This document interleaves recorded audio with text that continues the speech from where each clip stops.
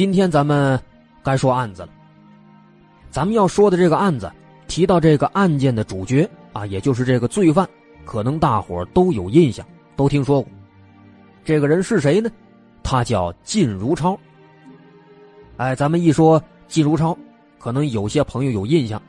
想这靳如超啊，当年在那个石家庄制造了一起非常惨烈的爆炸案件，炸死了100多个人。咱们之前说过在石家庄的张宝林，这次呢咱们再说一个石家庄的，说说这个靳如超。很多朋友对这起案子可能呢都只是知道这么一个大概，光知道他做了这起爆炸案件，炸死了100多个人，造成的影响啊非常恶劣啊，其他更多的一些细节性的内容，这故事是怎么回事，来龙去脉是怎么样啊，他为什么要去炸这些人啊，很多人应该都不清楚。那么今天呢，咱们就来详细的了解一下这起案件的来龙去脉，来研究研究这个靳如超他为什么要一气之下炸死这么多人啊，有什么内情啊，靳如超是一个什么样的人啊，咱们今天一块儿来研究一下。那首先呢，咱们先来回顾一下这起案件他当时的案发的经过。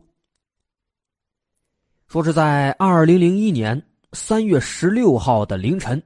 啊，这个时间离咱们还不远，在01年。在这一天的凌晨4点16分，这天还没怎么亮呢，在石家庄长安区的育才街棉纺3厂宿舍15号楼的西侧发生了一次爆炸。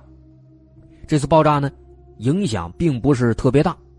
只有这个西侧的这个楼的墙体被炸塌了，没有人员伤亡。那这起爆炸发生之后呢，在它相邻的这个棉纺3宿舍16号楼，刚不是15号楼吗？这次是16号楼，这个16号楼又发生爆炸了。这次这个爆炸比较严重，这个楼房整体都给炸塌了，造成了93人死亡，12人受伤。在这2起爆炸发生之后，又过了大概是15分钟，到了4点半左右，这次是在长安区建设大街东侧的市建一公司宿舍的1号楼，在这儿又发生爆炸了，导致3单元整个被炸塌了，造成5人死亡，20人受伤。再之后又过了15分钟这次就不在长安区了，跑到了新华区。在新华区电大街13号的市五金公司宿舍楼也发生爆炸了，1单元整个被炸塌了，造成10人死亡，6人受伤。再之后又过了15分钟，这次呢又跑到了桥东区，在桥东区裕华路民进街12号的一个居民2层小楼里边又发生爆炸了，只不过这一次呢没有人员伤亡。这是当时这5次爆炸的一个大概经过，历时大概是40分钟左右。那么在这5起爆炸案发生之后，因为这个情况实在是有点严重，前前后后粗略一算就炸死了100多个人，受伤的也有几十个了，所以呢当时立马就震惊了从上到下的各个阶层的领导们。首先是党中央国务院就是极为关注，赶紧是下发各种批示，而且当时的国务委员、国务院的秘书长王仲宇直接来到了石家庄，来到现场来进行具体指导。其次呢，河北省的很多这个领导也都是亲临现场，开始在现场指挥，抓紧安排这个侦查工作。再之后呢，公安部还派了很多的刑侦专家过来，展开一个全面的调查。所以不得不说，这个时候呢，他幸好是在01年，因为这时候咱们这个警方的办事效率已经是相当不错了，不管是硬件还是软件方面都已经达到一个算是比较高的水平了。当时呢，警方们他们首先做的就是立马加强了市区和周边地区的巡逻，一些重点单位加强警卫。这是为什么？为的是防止这个凶手再次作案，同时呢也可以说是撒大网抓小鱼。在做好这一点之后，警方又开始对这现场的痕迹进行全面的调查，这是一个非常重要的工作。他们调查的主要目的，首先要干什么？首先要弄清楚凶手他用的是什么炸药，用什么炸的。因为知道了这些东西之后啊，知道用的是什么炸药，那就比较容易根据这个炸药来判断出凶手的一个大概的身份范围。比如说这个炸药很专业，那就说明这个凶手呢，他有可能是一个比较专业的人士，是这个专业人士来制造的这个爆炸案件。当时呢，经过这个反复的现场的勘探和这个提取、分析又鉴定，最后确定凶手使用的这个炸药呢，是属于含有硫磺的硝胺类非标准炸药。而且炸药的形式也很简单，是一种软包的爆炸装置，引爆的方式也很传统，是用了传统的雷管引爆的。不过咱们前面可说了，当时案发的地点是5个地方是连续发生爆炸的。所以一开始警方他们出于谨慎起见，其实警方也怀疑过这可能呢是不属于同一起案子，所以一开始呢都是分开侦查。不过现在呢，通过这么一系列的调查，发现了这个5个爆炸现场使用的炸药，包括这个炸药的种类、装置的类型、引爆的方式，这些呢都是完全一样的。而且呢，这5起爆炸案发生的时间又比较集中，都在这40多分钟之内。那基本上就可以看作是这个炸完之后炸下一个，挨个炸，炸完了5个。而且呢，这5个爆炸地点之间，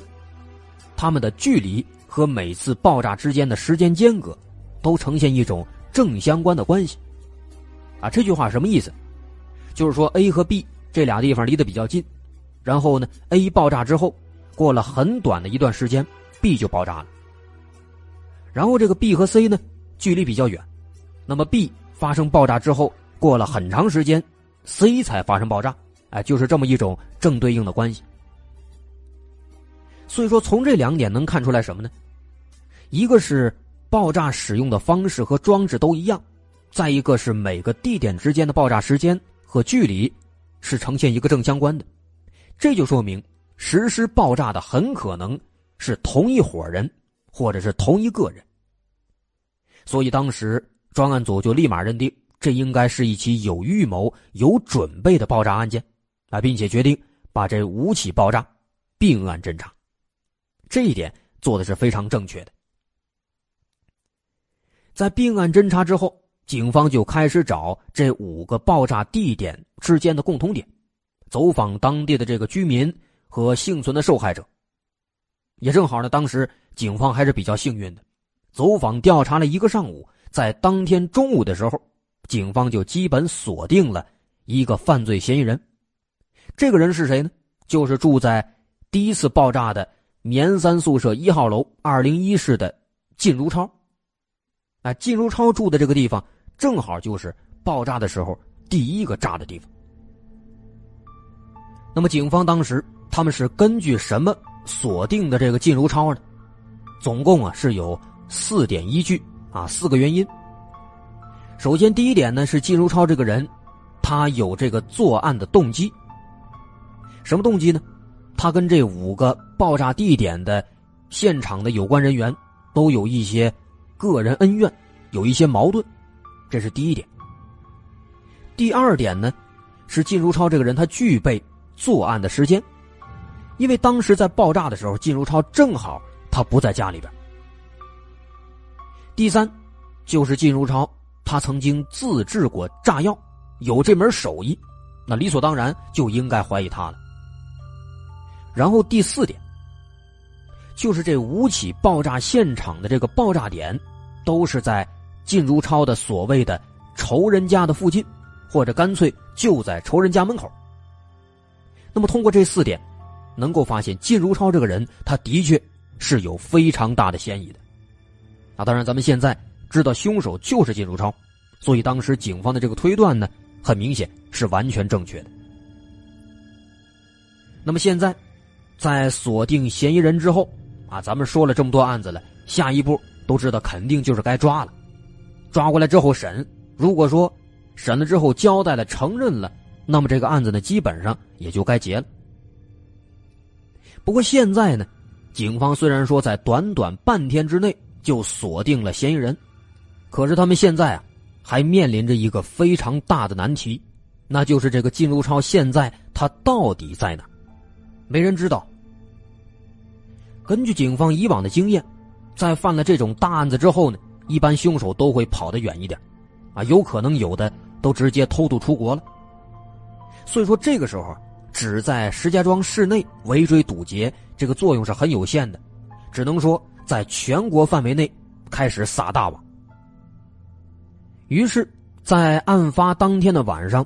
也就是2001年3月16号的晚上，专案组把靳如超的这些照片指纹笔记这些东西全都上报到了公安部，之后呢再由公安部下发到全国各地的公安局，让大伙抓紧都留个心眼。在这儿呢咱们还得补充一点，有朋友刚才听到那儿可能会纳闷，怎么这个专案组连这个靳如超的指纹笔记之类的都有呢？其实这个靳如超他之前曾经因为这个强奸罪被判过刑，这些指纹笔记之类的资料当时都有留下过。而且靳如超在这一天之前，其实他还犯下了一个案子，这个案子呢咱们稍后会说到。也正是说呢，因为这个靳如超他有这个犯罪前科，所以当时在调查的时候首先就怀疑到了他的身上。这是当时警方采取的一系列的行动。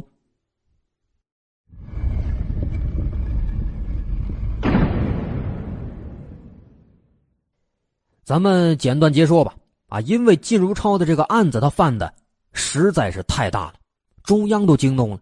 所以当时直接在全国发布了 A 级通缉令，全国各地大街小巷都是这个靳如超的照片。在石家庄市里更是紧张，甚至有些这个比较有钱的人都出去避难了。现在如果说咱们有这个石家庄的朋友，也可以去问问当时的情况，一般来说应该都是记忆犹新的。说这个通缉令发布之后，过了5天，到了3月21号，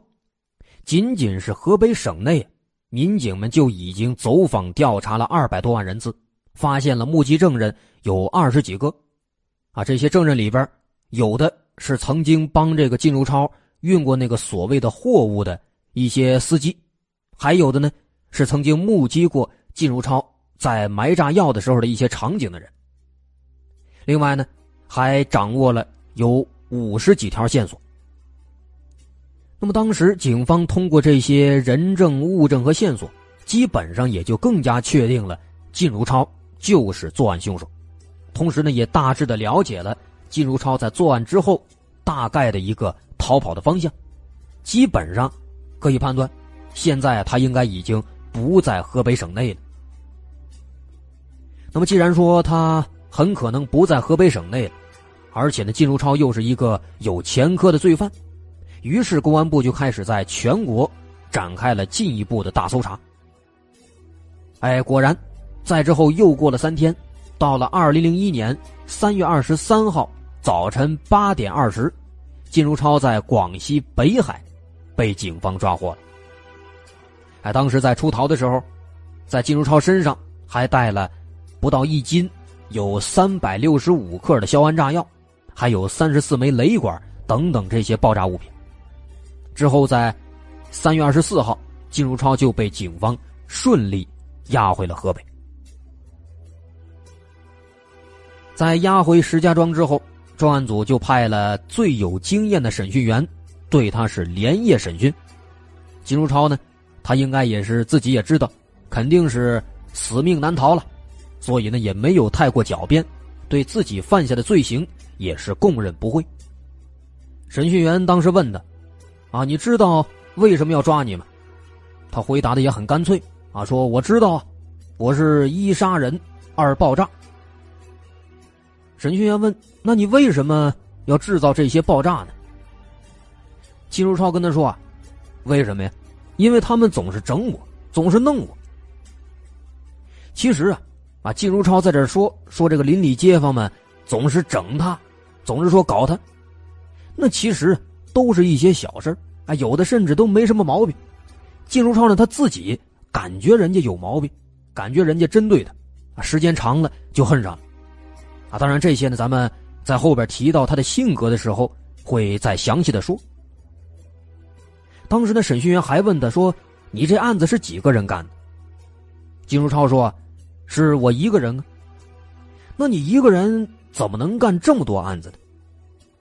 这时候呢，靳如超显得还挺得意，说我呀先把这个炸药运过来之后，在每个地方先藏好放好，然后我挨个引爆，这个点着之后赶快打车去下一个。要说一开始其实警方他本来是不太相信这5起爆炸都是靳如超一个人完成的，毕竟这5个爆炸点除了前2个挨着之外，后边那3个相隔还是比较远的，而且呢都不在一个区里边。那么这个人如果说他要进行爆炸的话，那首先他得运送炸药，再买好等等，有很多工作。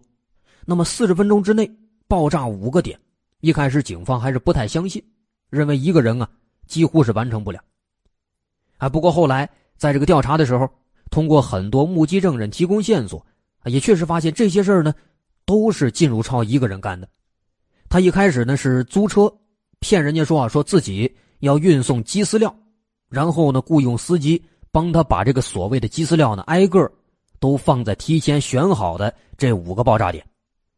在都放好以后，他再自己回过头来从头开始一个一个的点着这个雷管和导火索引爆炸药。后来警方专门还做了一个模拟实验，发现这5个地点挨个操作再挨个引爆的话，确实也用不了多少时间。那么现在这个靳如超已经抓住了，而且他也承认了这案子确实是他自己做的。同时还有3个卖炸药卖雷管的也都被警方揪出来了，就是那3个王玉顺的媳妇儿郝凤琴，还有那个胡小红。那么现在下一步就是开始上法庭了。在2001年4月17号，石家庄市中级人民法院开庭审理这个案子，认定被告人靳如超为泄私愤，持刀行凶，致人死亡，又以极其残忍的手段连续在居民楼内实施爆炸行为，造成人员重大伤亡和财产巨大损失，其行为已构成故意杀人罪和爆炸罪。因为案情和后果都特别严重，并且在刑满释放5年内，靳如超又故意犯罪，系累犯。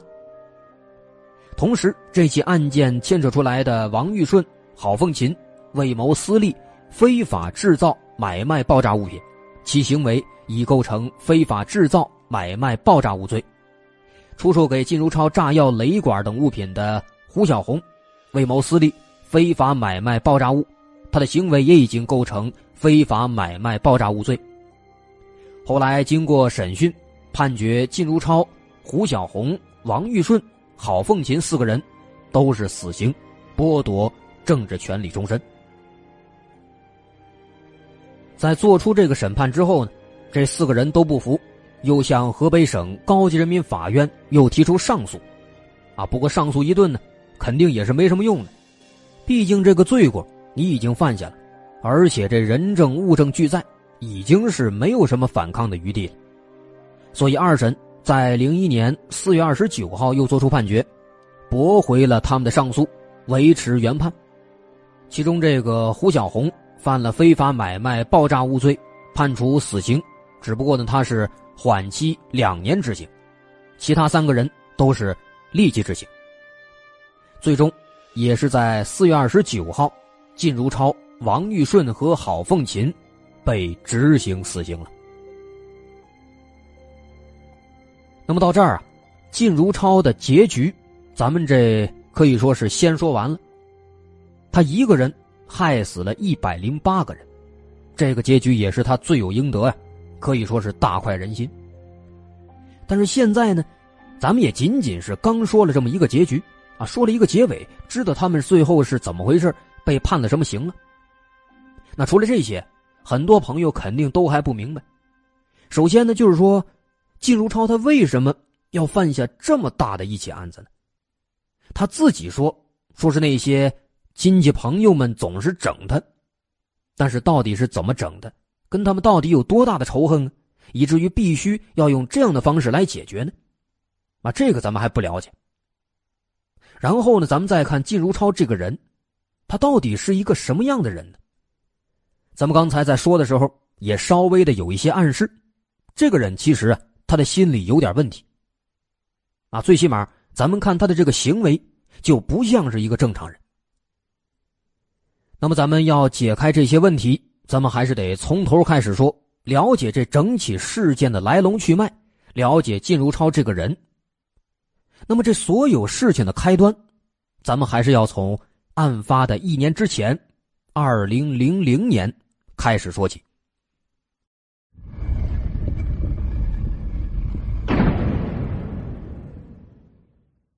在说之前，咱们首先呢要提到一个叫韦志花的姑娘。这个姑娘当时只有26岁，就是00年她有26岁，很年轻，长得也还不错，老家是在云南的一个小村子里。只不过这个韦志花她的运气不太好，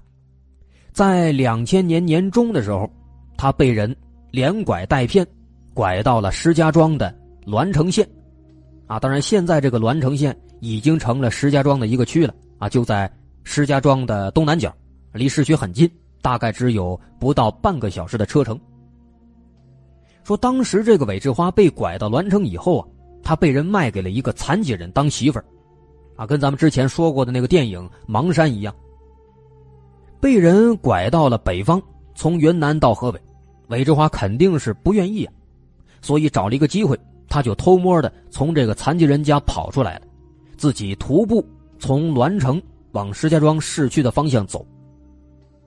可是一连几天他走下来她毕竟是一个女孩子，身体比较弱，而且身无分文，没钱吃饭，很快就坚持不住了，饿的是直发昏，就蹲在一个路口边上在那儿哭。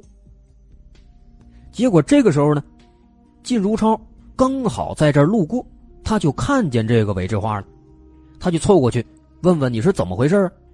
韦志花说我是这么回事。那么靳如超听了之后就把这个韦志花给接回家了，让他在自己家生活要说这个靳如超他真的有这么善良这么好心吗？路见不平拔刀相助？肯定没有。其实靳如超的本意呢，就是想把韦志花接回自己家，自己当媳妇儿用。靳如超在这一年他是41岁在这之前其实他结过婚，但是呢后来离婚了。为什么呢？因为靳如超他的这个脾气太臭了，性格不好总是无缘无故的打人骂人，天天家暴，而且呢还因为强奸罪坐牢了这样的话他前妻慢慢的受不了了，后来就离婚了。所以说现在靳如超就是一个老光棍。那么看到韦志花，了解了韦志花的情况之后知道韦志花的现在呢肯定是一个人孤立无援，那么现在把她接回家自己当媳妇儿，这正好。不过韦志花呢，他毕竟他不认识这个靳如超，他不知道他是一个什么样的人，所以一开始在被靳如超救了之后他还特别感激，非常的感谢。当时这个靳如超他就是住在棉3宿舍的1号楼201室在这个石家庄市里，也就是后来他引爆的第一个地方。咱们刚说了，一开始呢韦志花对靳如超还不够了解，对他呢是只有感激，他自己心里边对于跟靳如超生活在一起的话呢还是比较高兴比较开心的毕竟这算是自己的救命恩人了。可是时间一长靳如超原形毕露了，他就感觉受不了了。为什么呀？咱们刚透露了，说靳如超这个人性格脾气非常差，性情粗暴，动不动呢就对韦志花拳打脚踢。当时这两个人一共是一起生活了3个月，韦志花被打了10几次几十次。另外除了打，靳如超还强迫他去偷东西因为靳如超曾经他不是坐过牢吗？后来出狱以后，媳妇儿跟他离婚了，他自己呢也不好好生活了，天天是偷鸡摸狗，靠盗窃为生。那么现在有了韦志花了，他也强迫韦志花跟他一块儿偷。有一次啊，靳如超叫韦志花到商店里边去偷一瓶舒蕾洗发水，可是人家韦志花是一个老实姑娘，没有这个盗窃经验，结果偷了一半被店主发现了，罚了160块钱。啊，得回家之后又是遭到了靳如超的一顿毒打。就这样，韦志花在这儿慢慢的煎熬了3个月，到了2000年年底的时候，靳如超的姐姐是实在忍不住了，感觉韦志花太可怜了，于是呢，他就偷偷的告诉韦志花，说啊，我这个弟弟脾气太坏了，你也干脆赶快逃跑，我这样我给你600块钱，你找一个机会能跑就跑。哎，结果终于在2000年农历10月19号这一天，韦志花找了一个机会赶紧逃走了，一路就跑回了自己的云南老家。韦志花这边逃跑了，靳如超发现之后肯定是非常生气，于是呢，在过完年之后，2001年2月23号这一天，他就追到了韦志花的老家，云南省的文山市，啊，这是一个壮族苗族自治州。说文山市这个地方，可能有的朋友很熟悉，因为咱们之前说那个平远街的时候提到过，因为那个平远街呢，就是在文山这个地方，啊，韦志花的老家也是在文山的一个小村子里边。当时靳如超一到了这个韦志花的家里之后，就明确提出了要把这个韦志花带走回石家庄市。那韦志花肯定是不愿意，而且他之前对自己的母亲龚礼仙也都说过自己在石家庄的遭遇，所以韦志花的家人也都是坚决反对。可是靳如超这个人啊，他是个无赖，韦志花不跟他走，他就要一直都跟着韦志花，韦志花去哪儿他就跟去哪儿。那韦志花私下里边跟母亲也说，要是我跟他去呢，那肯定是我吃亏啊，但是如果我不跟他去啊，你们又吃亏。所以这个时候韦志花是心里边非常难受，他不知道该怎么办才好。但是一方面呢，靳如超这儿又是步步紧逼，最后韦家实在没办法了，想了一个折中的主意，说这样，靳如超啊，只要你能够拿出来6600块钱，我就让韦志花跟你走。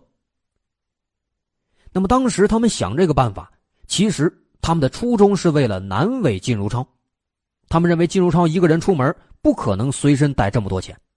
所以呢，既然你没有钱，就别想把人带走了。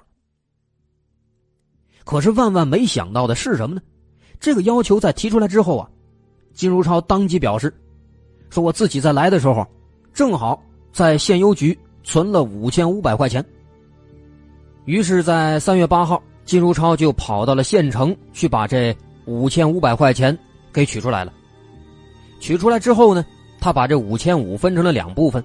把2500拿出来自己藏起来，留下3000。回到这个韦志花的家之后啊，拿出这3000块钱扔到地上，跟这个韦志花的母亲说，我呀现在就这3000了，你是爱要不要。钱扔下之后，他就继续转身又去找韦志花去了，要求让韦志花跟他一块儿回石家庄。靳如超的这个举动啊，搞得韦志花一家是措手不及，没办法，韦志花只能是继续跟他谈判，跟他僵持。就这样到了第二天3月9号的中午2点啊，这个时候刚吃完午饭，靳如超和韦志花在厨房里边又吵起来了。俩人这会儿是越吵越激烈，越吵越激烈，最后靳如超恼羞成怒了，转身看见墙上挂了一把柴刀，把这柴刀拿下来，照着韦志花的脑袋往下就猛砍，最后是几刀下来，把韦志花给活活的砍死了，砍得血肉模糊啊。说他下手残忍到了什么程度，把这韦志花的头盖骨都给砍碎了，砍的是脑浆四溅，很多片头盖骨都被砍飞了。那么在砍死韦志花之后啊，靳如超很镇定，他把这个韦志花的尸体拖到屋子里边，用塑料袋把韦志花的头给盖上，别让人看见，然后呢把尸体塞在床下边。办完这一切之后，靳如超又不慌不忙地锁好了韦家的厨房的门，又转身把这大门给锁上，离开了韦家。这就是靳如超他第一次杀人的经过。也就是在这次杀人之后啊，靳如超意识到自己呢反正也杀人了，早晚是都得被枪毙，所以呢他开始破罐子破摔，打算把自己的仇人通通全都杀掉。所以说后来他又制造了那5起爆炸案件。至于说靳如超都有什么仇人啊，跟人家有什么梁子啊，这些内容咱们后面会再详细的说。那么到这儿呢，咱们其实不难发现，靳如超的这个行为和心理啊，跟咱们之前说过的很多连环杀人犯好像都差不多啊。这其实呢也是这些杀人犯的一个共同的特点，咱们在后面会专门的从这个心理角度进行详细的分析。另外说这个靳如超他回到石家庄之后又干了些什么，是怎么一步一步策划安排好这5起爆炸的。另外在这中途他有没有被一些目击者发现呢？啊，这些内容咱们到下期再来慢慢的说。好，今天的绝密档案咱们就先说到这儿。喜欢我们的节目，欢迎关注我们的微信公众号，在微信搜索大碗说故事就能找到了。好，下期咱们继续再来说这个靳如超。